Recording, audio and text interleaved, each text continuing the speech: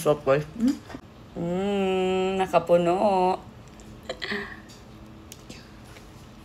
Titikim tayo ngayon ng makapuno. Nag-crave ako ng makapuno. Ayan, dumating na yung order ko. Mabilis naman yung delivery, guys. Ayan, guys, tikman na natin. So, ganito yung tsura niya, guys. Sabi nila, more milk, less sugar daw to. So, tikman natin, guys. Amoy na amoy ko na yung gatas. Tignan nyo naman ang itsura ng ating makapuno. Tikman na natin to. Nag-wash na ako ng kamay. Nakapuno.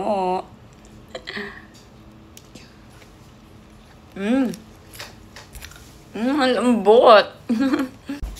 Parang puro makapuno yung ginamit sa kanya, guys. Hindi nga sobrang tamis, guys. Lasang-lasa mo yung gatas. Ang sarap. Ang sarap, guys. Mag-enjoy talaga kayo kapag kumain kayo nito, guys. Ang sarap, guys. Guys, tama nga siya. Less yung sugar niya, tapos more milk. Lasang-lasa mo yung gatas, hindi sobrang tamis. Kaya naman hindi ka mauumay kapag kumain ka nito. Mga bata talaga mahilig din sa ganito, guys. Sulit na sulit, guys, kasi talagang masarap at mag-enjoy kang kainin. Itsura pa lang talaga matatakam ka na.